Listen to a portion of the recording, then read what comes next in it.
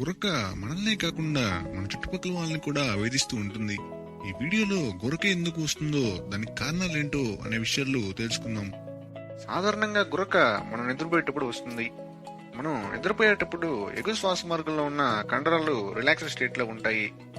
ఈ muscles relaxed state లో ఉన్నప్పుడు ఎగువ శ్వాస మార్గం పార్షియల్ గా క్లోజ్ చేసి ఉంటుంది.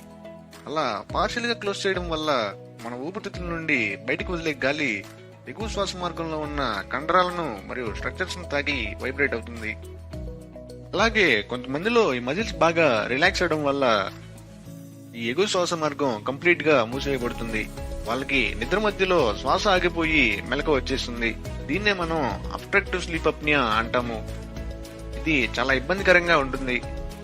గురక పెట్టడానికి మరికొన్ని కారణాలు ఏంటంటే, కొంతమందికి సీజనల్ గా అలర్జీ ఉంటుంది.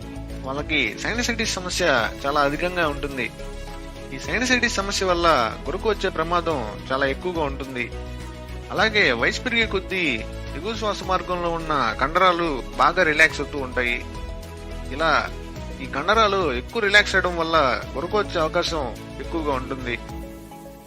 మన నోటి లోపల భాగంలో ఊలా అనే స్ట్రక్చర్ వేలాడుతూ ఉంటుంది. కొంతమందిలో ఇది బాగా పెరిగి శ్వాస మార్గానికి అడ్డుపడుతుంది.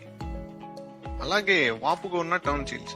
ఈ టాన్సిల్స్ వాచినప్పుడు చిన్నపిల్లలలో గురకకి కారణమవుతూ ఉంటాయి. అలాగే ఒబేసిటీ. ఈ వెయిట్ ఎక్కువగా ఉన్న వ్యక్తులలో గురక సమస్య చాలా అధికంగా ఉంటుంది. ఆల్కహాల్ తీసుకోవడం, స్మోకింగ్ చేసే వ్యక్తులలో ఈ గురక సమస్య చాలా అధికంగా ఉంటుంది. మనం పడుకునే పొజిషన్ కూడా గురకకి కారణమవుతూ ఉంటుంది. దాన్ని మనం కరెక్ట్ చేసుకోవాలి.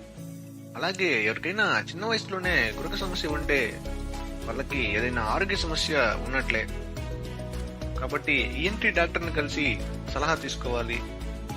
ఈ వీడియో చూసినందుకు మీకు ధన్యవాదాలు. మీరు ఇలాంటి ఇంట్రెస్టింగ్ సైన్స్ వీడియోలు చూడాలనుకుంటే దయచేసి మన సైన్స్ మినిట్ ఛానల్ ని సబ్స్క్రైబ్ చేయండి. అలాగే లైక్, కామెంట్ చేయడం మర్చిపోవద్దు.